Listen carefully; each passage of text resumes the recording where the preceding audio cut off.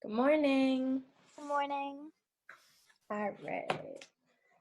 So, we are going to read chapter 5 today, Diagon Alley. Harry woke early the next morning. Although he could tell it was daylight, he kept his eyes shut tight. It was a dream, he told himself firmly. I dreamed a giant called Hagrid came to tell me I was going to a school for wizards. When I open my eyes, I'll be at home in my cupboard. There was suddenly a loud tapping noise. And there's Aunt Petunia knocking on the door, Harry thought, his heart sinking. But he still didn't open his eyes. It had been such a good dream. Tap, tap, tap. All right, Harry mumbled, I'm getting up. He sat up, and Hagrid's heavy coat fell off him. The hut was full of sunlight, the storm over. Hagrid himself was asleep on the collapsed sofa, and there was an owl rapping its claw on the window, a newspaper held in its beak. Harry scrambled to his feet, so happy he felt as though a large balloon was swelling inside him. He went straight to the window and jerked it open. The owl swooped in and dropped the newspaper on top of Hagrid, who didn't wake up. The owl then fluttered onto the floor and began to attack Hagrid's coat. Don't do that. Harry tried to wave the owl out of the way, but it snapped its beak fiercely at him and carried on savaging the coat. Hagrid, said Harry loudly, there's an owl. Pay him, Hagrid grunted into the sofa. What? He wants payin' for delivering the paper. Look in the pockets. Hagrid's coat seemed to be made of nothing but pockets. Bunches of keys, slug pellets, balls of string, mint humbugs, tea bags. Finally, Harry pulled out a handful of strange-looking coins. Give him 5 nuts, said Hagrid sleepily. Nuts? The little bronze ones. Harry counted out 5 little bronze coins, and the owl held out its legs so he could put the money into a small leather pouch tied to it. Then it flew off through the window. Hagrid yawned loudly, sat up, and stretched. Best be off, Harry. Lots to do today. Gotta get up to London and buy all your stuff for school. Harry was turning over the wizard coins and looking at them. He had just thought of something which made him feel as though the happy balloon inside him had got a puncture. Hagrid? Said Hagrid, who was pulling on his huge boots. I haven't got any money, and you heard Uncle Vernon last night. He won't pay for me to go and learn magic. Don't worry about that, said Hagrid, standing up and scratching his head. Do you think your parents didn't leave you anything? But if their house was destroyed, they didn't keep their gold in the house, boy. Nah, first stop for us is Gringotts, Wizard's Bank. Have a sausage, they're not bad cold, and I wouldn't say no to a bit of your birthday cake either. Wizards have banks? Just the one, Gringotts, run by goblins. Harry dropped the bit of sausage he was holding. Goblins?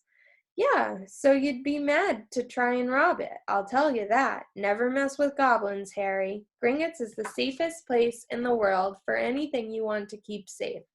Except maybe Hogwarts. As a matter of fact, I gotta visit Gringotts anyway, for Dumbledore Hogwarts business. Hagrid drew himself up proudly. He usually gets me to do important stuff for him. Fetching you, getting things from Gringotts, knows he can trust me, see? Got everything? Come on, then. Harry followed Hagrid out onto the rock. The sky was quite clear now, and the sea gleamed in the sunlight. The boat Uncle Vernon had hired was still there, with a lot of water in the bottom after the storm. How did you get here? Harry asked, looking around for another boat. Flew, said Hagrid. Flew? Yeah, but we'll go back in this. Not supposed to use magic now that I've got you. They settled down in the boat, Harry still staring at Hagrid, trying to imagine him flying. Seems a shame to row, though, said Hagrid, giving Harry another of his sideways looks. If I was to, speed things up a bit, would you mind not mentioning it at Hogwarts? Of course not, said Harry, eager to see more magic.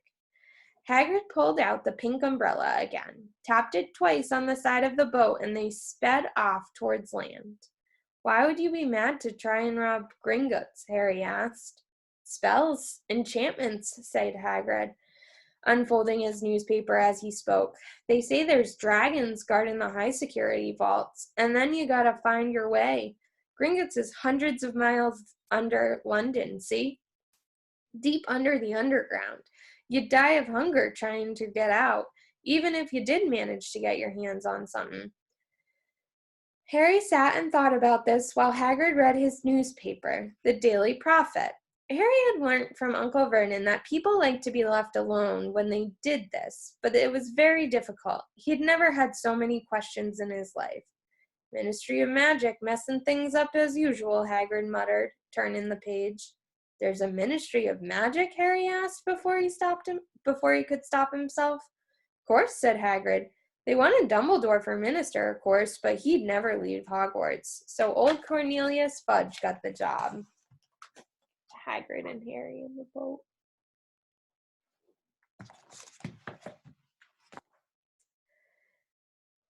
Bungler, if there ever was one. So he pelts Dumbledore with owls every morning, asking for advice. But what does a Ministry of Magic do? Well, their main job is to keep it from the muggles, that there's still witches and wizards up and down the country. Why? Why? Blimey, Harry, everyone be wanting magic solutions to their problems. No, we're best left alone. At this moment, the boat bumped gently into the harbor wall. Hagrid folded up his newspaper, and they clambered up the stone steps onto the street. Passers-by stared a lot at Hagrid as they walked through the little town to the station. Harry couldn't blame them. Not only was Hagrid twice as tall as anyone else, he kept pointing at perfectly ordinary things, like parking meters, and saying loudly, "See that, Harry? Things these muggles dream up, eh?" "Hagrid," said Harry, panting a bit as he ran to keep up, "did you say there were dragons at Gringotts?" "Well, so they say," said Hagrid. "Crikey, I'd like a dragon." "You'd like one?" "Wanted one ever since I was a kid. Here we go." They had reached the station. There was a train to London in 5 minutes' time. Hagrid, who didn't understand muggle money, as he called it, gave the notes to Harry so he could buy their tickets. People stared more than ever on the train. Hagrid took up 2 seats and sat knitting what looked like a canary yellow circus tent. "Still got your letter, Harry?" he asked as he counted stitches. Harry took the parchment envelope out of his pocket. "Good," said Hagrid. "There's a list there of everything you need." Harry unfolded a second piece of paper he hadn't noticed the night before and read. Hogwarts School of Witchcraft and Wizardry. Uniform. First-year students will require 3 sets of plain work robes, black. 1 plain pointed hat, black, for day wear. 1 pair of protective gloves, dragon hide or similar. 1 winter cloak, black, silver fastenings. Please note that all pupils' clothes should carry name tags. Set books. All students should have a copy of each of the following: The Standard Book of Spells, Grade 1, by Miranda Goshawk. A History of Magic by Bathilda Bagshot. Magical Theory by Adalbert Waffling. A Beginner's Guide to Transfiguration by Emmerich Switch. 1000 Magical Herbs and Fungi by Felida Spore. Magical Drafts and Potions by Arsenius Jigger. Fantastic Beasts and Where to Find Them by Newt Scamander. The Dark Forces, A Guide to Self-Protection by Quentin Trimble. Other equipment: 1 wand, 1 cauldron, pewter, standard size 2, 1 set of glass or crystal phials, 1 telescope, 1 set brass scales. Students may also bring an owl or a cat or a toad. Parents are reminded that first years are not allowed to own broomsticks. "Can we buy all this in London?" Harry wondered aloud. "If you know where to go," said Hagrid. Harry had never been to London before. Although Hagrid seemed to know where he was going, he was obviously not used to getting there in an ordinary way. He got stuck in the ticket barrier on the underground, and complained loudly that the seats were too small and the trains too slow. "I don't know how the Muggles manage without magic," he said as they climbed a broken-down escalator, which led up to a bustling road lined with shops. Hagrid was so huge that he parted the crowd easily. All Harry had to do was keep close behind him. They passed bookshops and music stores, hamburger bars, and cinemas, but nowhere that looked as if it could sell you a magic wand. This was just an ordinary street full of ordinary people. Could there really be piles of wizard gold buried miles beneath them? Were there really shops that sold spellbooks and broomsticks? Might this not all be some huge joke that the Dursleys had cooked up? If Harry hadn't known that the Dursleys had no sense of humor, he might have thought so. Yet somehow, even though everything Hagrid had told him so far was unbelievable, Harry couldn't help trusting him. "This is it," said Hagrid, coming to a halt. "The Leaky Cauldron. It's a famous place." It was a tiny, grubby-looking pub. If Hagrid hadn't pointed it out, Harry wouldn't have noticed it was there. The people hurrying by didn't glance at it. Their eyes slid from the big bookshop on one side to the record shop on the other, as if they couldn't see the Leaky Cauldron at all. In fact, Harry had the most peculiar feeling that only he and Hagrid could see it. Before he could mention this, Hagrid had steered him inside. For a famous place, it was very dark and shabby. A few old women were sitting in a corner, drinking tiny glasses of sherry. One of them was smoking a long pipe. A little man in a top hat was talking to the old barman, who was quite bald and looked like a gummy walnut. The low buzz of chatter stopped when they walked in. Everyone seemed to know Hagrid. They waved and smiled at him, and the barman reached for a glass, saying, "The usual, Hagrid?" "Can't, Tom. I'm on Hogwarts business," said Hagrid, clapping his hand on Harry's shoulder and making Harry's knees buckle. "Good Lord," said the barman, peering at Harry. Can this be?"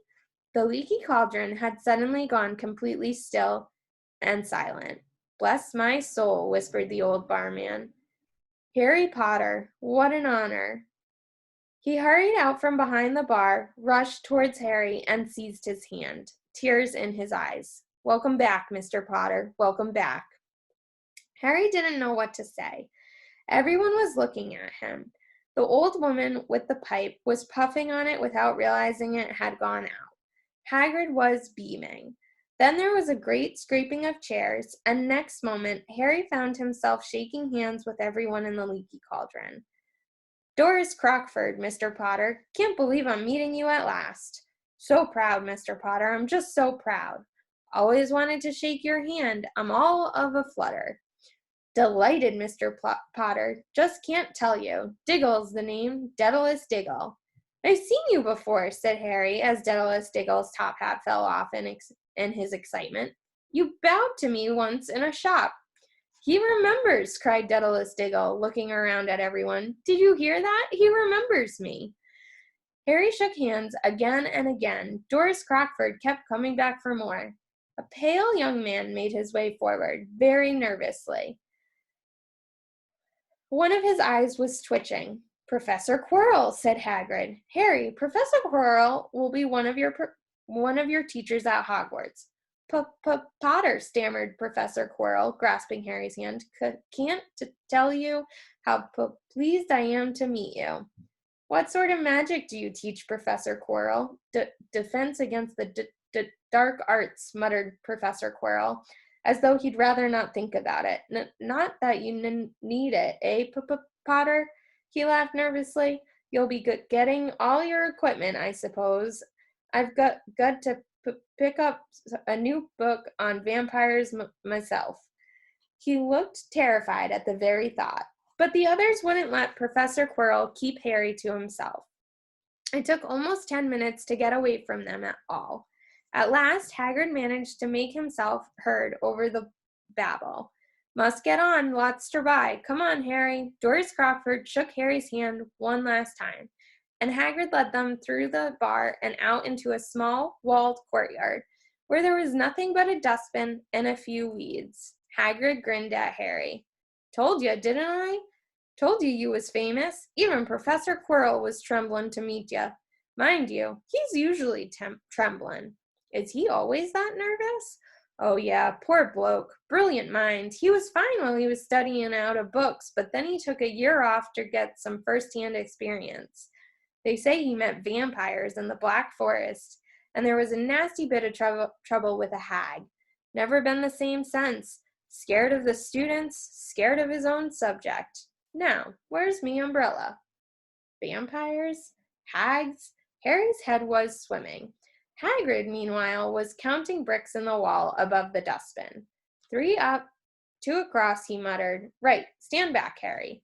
He tapped the wall 3 times with the point of his umbrella. The brick he had touched quivered. It wriggled. In the middle, a small hole appeared. It grew wider and wider. A second later, they were facing an archway large enough even for Hagrid, an archway onto a cobbled street which twisted and turned out of sight. Welcome, said Hagrid, to Diagon Alley. He grinned at Harry's amazement. We have all the little shops. They stepped through the archway. Harry looked quickly over his shoulder and saw the archway shrink instantly back into solid wall. The sun shone brightly on a stack of cauldrons outside the nearest shop. Cauldrons, all sizes, copper, brass, pewter, silver, self-stirring, collapsible, said a sign hanging over them. Yeah, you'll be needing one, said Hagrid, but we gotta get your money first. Harry wished he had about 8 more eyes. He turned his head in every direction as they walked up the street, trying to look at everything at once. The shops, the things outside of them, the people doing their shopping. A plump woman outside an apothecary's was shaking her head as they passed, saying, Dragon liver, 16 sickles an ounce. They're mad. A low, soft hooting came from a dark shop with a sign saying, Ilops Owl Emporium, tawny screech barn, brown and snowy. Several boys of about Harry's age had their noses pressed against a window with broomsticks in it. Look, Harry heard one of them say, the new Nimbus 2000, fastest ever. There were shops selling robes, shops selling telescopes and strange silver instruments Harry had never seen before. Windows stacked with barrels of bat spleens and eel's eyes, tottering piles of spellbooks, quills and rolls of parchment, potion bottles, globes of the moon. Gringotts, said Hagrid. They had reached a snowy white building which towered over the other little shops. Standing beside its burnished bronze doors, wearing a uniform of scarlet and gold was, yeah, that's a goblin, said Hagrid quietly as they walked up the white stone steps towards him. The goblin was about a head shorter than Harry. He had a swarthy, clever face, a pointed beard, and, Harry noticed, very long fingers and feet. He bowed as they walked inside. Now they were facing a second pair of doors, silver this time, with words engraved upon them. Enter, stranger, but take heed of what awaits the sin of greed. For those who take but do not earn must pay most dearly in their turn. So if you seek beneath our floors a treasure that was never yours, thief, you have been warned, beware of finding more than treasure there. Like I said, you'd be mad to try and rob it, said Hagrid. A pair of goblins bowed to them through the silver doors, and they were in a vast marble hall. About 100 more goblins were sitting on high stools behind a long counter, scribbling on large ledgers, weighing coins on brass scales, examining precious stones through eyeglasses. There were too many doors to count, leading off the hall, and yet more goblins were showing people in and out of these. Hagrid and Harry made for the counter. Morning, said Hagrid to a free goblin. We've come to take money out of Mr. Harry Potter's safe. You have his keys, sir? Got it here somewhere, said Hagrid as he started emptying his pockets onto the counter, scattering a handful of moldy dog biscuits over the goblin's book of numbers. The goblin wrinkled his nose. Harry watched the goblin on their right weighing a pile of rubies as big as glowing coals. Got it, said Hagrid at last, holding up a tiny golden key. The goblin looked at it closely. That seems to be in order. And I've also got a letter here from Professor Dumbledore, said Hagrid, importantly, throwing out his chest. It's about the you-know-what in Vault 713. The goblin read the letter carefully. Very well, he said, handing it back to Hagrid. I will have someone take you down to both vaults. Griphook was yet another goblin.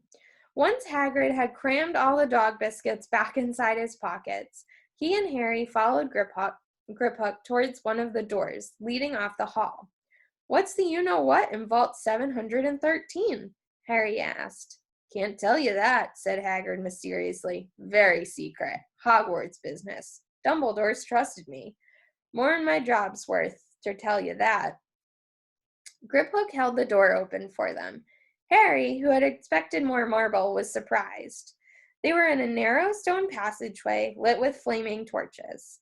It sloped steeply downwards, and there were little railway tracks on the floor. Griphook whistled, and a small cart came hurtling up the tracks towards them. They climbed in, Hagrid with some difficulty, and were off. At first, they just hurtled through a maze of twisting passages. Harry tried to remember. Left, right, left, middle fork, right, left, but it was impossible. The rattling cart seemed to know its own way, because Griphook wasn't steering. Harry's eyes stung as the cold air rushed past them, but he kept them wide open. Once, he thought he saw a burst of fire at the end of a passage and twisted around to see if it was a dragon. But too late, they plunged even deeper, passing an underground lake where huge stalactites and stalagmites grew from the ceiling and floor. I never know, Harry called to Hagrid over the noise of the cart. What's the difference between stalagmite and stalactite? Stalagmite's got an M in it, said Hagrid, and don't ask me questions just now. I think I'm gonna be sick. He did look very green, and when the cart stopped at last beside a small door in the passage wall, Hagrid got out and had to lean against the wall to stop his knees trembling. Griphook unlocked the door. A lot of green smoke came billowing out, and as it cleared, Harry gasped. Inside were mounds of gold coins, columns of silver, heaps of little bronze nuts. All yours, smiled Hagrid. All Harry's. It was incredible. The Dursleys couldn't have known about this, or they'd had it from him faster than blinking. How often had they complained how much Harry cost them to keep? And all the time there had been a small fortune belonging to him buried deep under London. Hagrid helped Harry pile some of it into a bag. The gold ones are galleons, he explained. 17 silver sickles to a galleon, and 29 nuts to a sickle. It's easy enough. Right, that should be enough for a couple of terms. We'll keep the rest safe for you. He turned to Griphook. Vault 713 now, please. And can we go more slowly? One speed only, said Griphook. They were going even deeper now, and gathering speed. The air became colder and colder as they hurtled round tight corners. They went rattling over an underground ravine, and Harry leant over the side to try and see what was down at the dark bottom, but Hagrid groaned and pulled him back by the scruff of his neck. Vault 713 had no keyhole. Stand back, said Griphook importantly. He stroked the door gently with one of his long fingers, and it simply melted away. If anyone but a Gringotts goblin tried that, they'd be sucked through the door and trapped in here, said Griphook. How often do you check to see if anyone's inside? Harry asked. About once every 10 years, said Griphook with a rather nasty grin. Something really extraordinary had to be inside this top security vault, Harry was sure, and he leaned forward eagerly, expecting to see fabulous jewels at the very least. But at first he thought it was empty. Then he noticed a grubby little package, wrapped up in brown paper, lying on the floor. Hagrid picked it up and tucked it deep inside his coat. Harry longed to know what it was, but knew better than to ask. Come on, back in this infernal cart, and don't talk to me on the way back. It's best if I keep my mouth shut, said Hagrid. One wild cart ride later, they stood blinking in the sunlight outside Gringotts. Harry didn't know where to run first now that he had a bag full of money. He didn't have to know how many galleons there were to a pound to know that he was holding more money than he'd had in his whole life. More money than even Dudley had ever had. Might as well get your uniform, said Hagrid, nodding towards Madame Malkin's robes for all occasions. Listen, Harry, would you mind if I slipped off for a pick-me-up in the leaky cauldron? I hate them Gringotts carts. He did still look a bit sick, so Harry entered Madame Malkin's shop alone, feeling nervous. Madame Malkin was a squat, smiling witch dressed all in mauve. Hogwarts, dear, she said when Harry started to speak. Got the lot here. Another young man being fitted up just now, in fact. In the back of the shop, a boy with a pale, pointed face was standing on a footstool, while a second witch pinned up his long black robes. Madame Malkin stood Harry on a stool next to him, slipped a long robe over his head, and began to pin it to the right length. Hello, said the boy. Hogwarts too? Yes, said Harry. My father's next door buying my books, and mother's up the street looking at wands. There he is with them.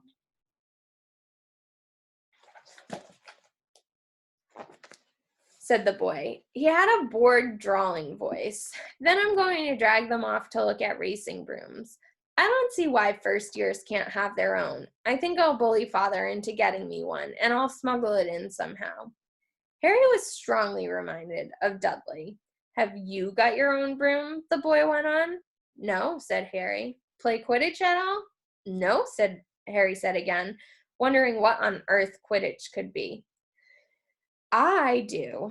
Father says it's a crime if I'm not picked to play for my house, and I must say, I agree. Know what house you'll be in yet? No, said Harry, feeling more stupid by the minute. Well, no one really knows until they get there, do they? But I know I'll be in Slytherin. All our family have been. Imagine being in Hufflepuff. I think I'd leave, wouldn't you? Said Harry, wishing he could say something a bit more interesting. I say, look at that man, said the boy suddenly, nodding towards the front window. Hagrid was standing there, grinning at Harry and pointing to 2 large ice creams to show he couldn't come in. That's Hagrid, said Harry, pleased to know something the boy didn't. He works at Hogwarts. Oh, said the boy. I've heard of him. He's sort of a servant, isn't he? He's the gamekeeper, said Harry. He was liking the boy less and less every second. Yes, exactly. I heard he's a sort of savage, lives in a hut in the school grounds, and every now and then he gets drunk, tries to do magic, and ends up setting fire to his bed. I think he's brilliant, said Harry coldly. Do you? Said the boy with a slight sneer. Why is he with you? Where are your parents?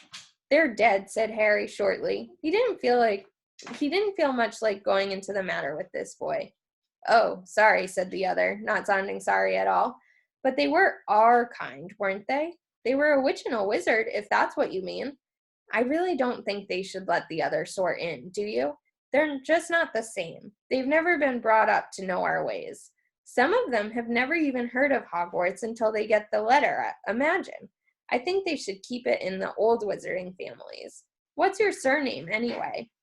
But before Harry could answer, Madame Malkin said, That's you done, my dear, and Harry, not sorry for an excuse to stop talking to the boy, hopped down from the footstool. Well, I'll see you at Hogwarts, I suppose, said the drawling boy. Harry was rather quiet as he ate the ice cream Hagrid had bought him, chocolate and raspberry with chopped nuts. What's up? Said Hagrid. Nothing, Harry lied. They stopped to buy parchment and quills. Harry cheered up a bit when he found a bottle of ink that changed color as you wrote. When they had left the shop, he said, Hagrid, what's Quidditch? Blimey, Harry, I keep forgetting. How little you know. Not knowing about Quidditch. Don't make me feel worse, said Harry. He told Hagrid about the pale boy in Madame Malkin's, and he said people from Muggle families shouldn't even be allowed in.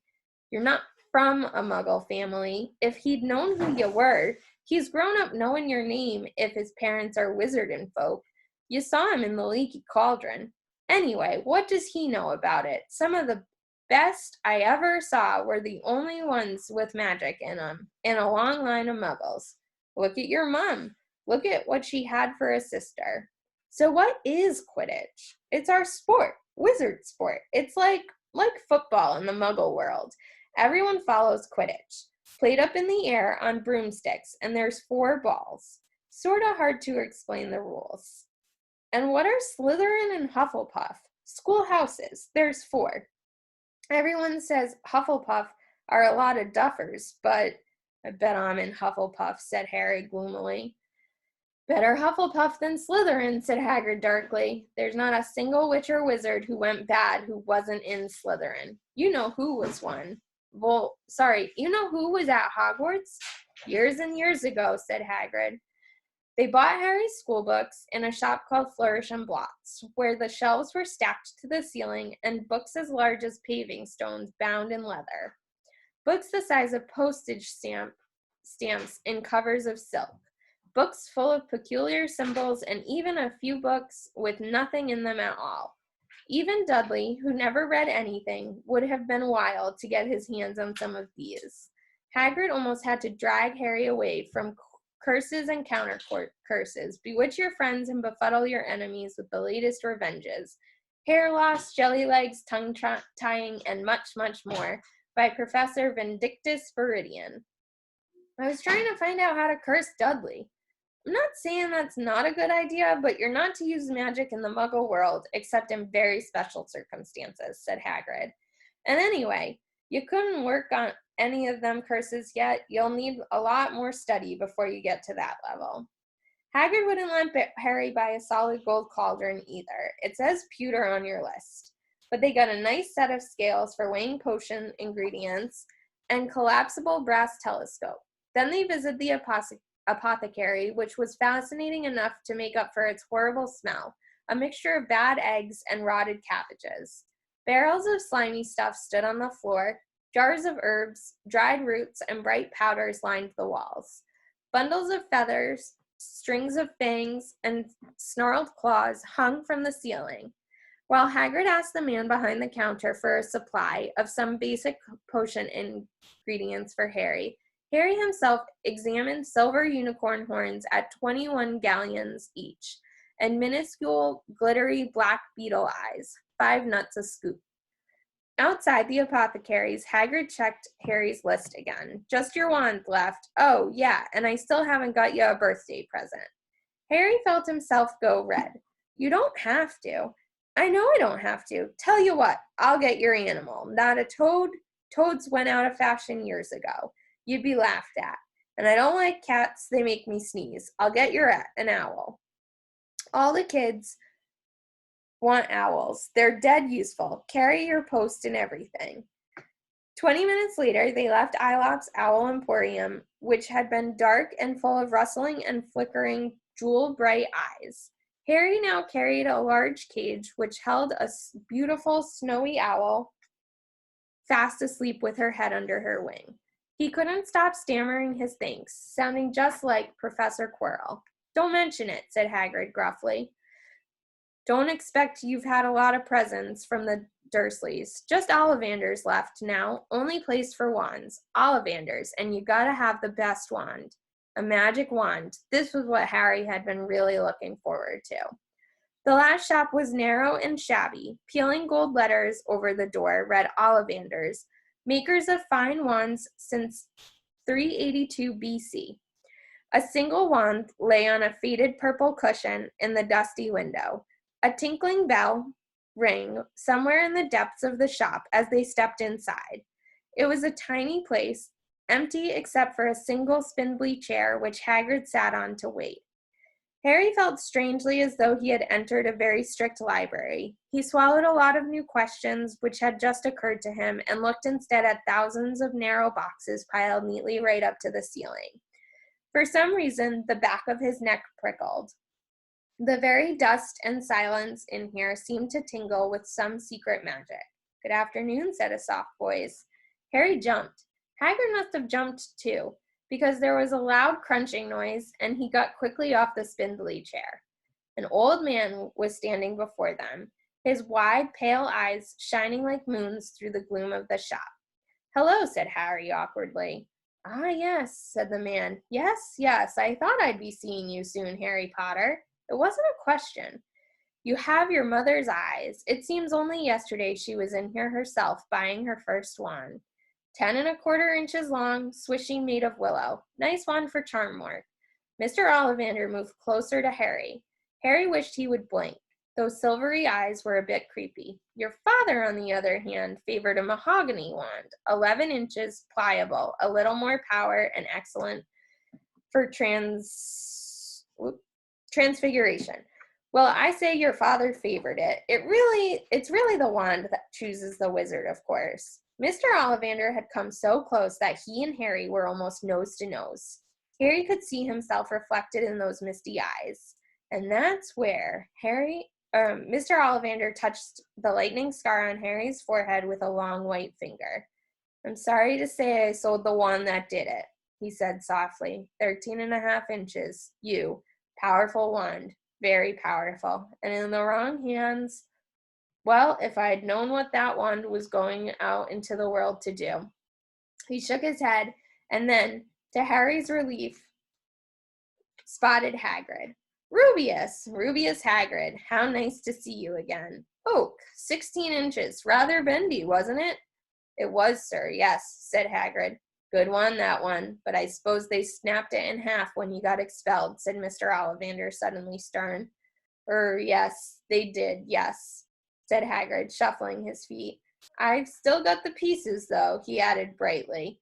"But you don't use them," said Mr. Ollivander sharply. "Oh, no, sir," said Hagrid quickly. Harry noticed he gripped his pink umbrella very tightly as he spoke. Said Mr. Ollivander, giving Hagrid a piercing look. "Well now, Mr. Potter, let me see." He pulled a long tape measure with silver markings out of his pocket. "Which is your wand arm?" Well, I'm right-handed," said Harry. "Hold out your arm. That's it." He measured Harry from shoulder to finger, then wrist to elbow, shoulder to floor, knee to armpit, round his head. As he measured, he said, "Every Ollivander wand has a core of a powerful magical substance, Mr. Potter. We use unicorn hairs, phoenix tail feathers, and the heartstrings of dragons. No two Ollivander wands are the same, just as no two unicorns, dragons, or phoenixes are the same. And of course, you will never get such good results with another wizard's wand." Harry suddenly realized that the tape measure, which was measuring between his nostrils, was doing this on its own. Mr. Ollivander was flitting around the shelves, taking down boxes. "That will do," he said, and the tape measure crumpled into a heap on the floor. "Right then, Mr. Potter. Try this one, beechwood and dragon heartstring. 9 inches, nice and flexible. Just take it and give it a wave." Harry took the wand and, feeling foolish, waved it around a bit. But Mr. Ollivander snatched it out of his hand almost at once. "Maple and phoenix feather, 7 inches, quite whippy, try." Harry tried, but he had hardly raised his wand when it, too, was snatched back by Mr. Ollivander. No, here, ebony and unicorn hair, 8 1/2 inches, springy. Go on, try it out." Harry tried and tried. He had no idea what Mr. Ollivander was waiting for. The pile of tried wands was mounting higher and higher on the spindly chair. But the more wands Mr. Ollivander pulled from the shelves, the happier he seemed to become. "Tricky customer, eh? Not to worry. We'll find the perfect match here, somewhere. I wonder now. Yes, why not? Unusual combination. Holly and phoenix feather, 11 inches, nice and supple." Harry took the wand. He felt a sudden warmth in his fingers. He raised the wand above his head, brought it swishing down through the dusty air, and a stream of red and gold sparks shot from the end of like a firework, throwing dancing spots of light onto the walls. Hagrid whooped and clapped, and Mr. Ollivander cried, "Oh, bravo! Yes, indeed. Oh, very good. Well, well. How curious. How very curious indeed." And I need to stop there because we're going to get cut off. So we'll finish this chapter on Monday. Have a good weekend. Thank you.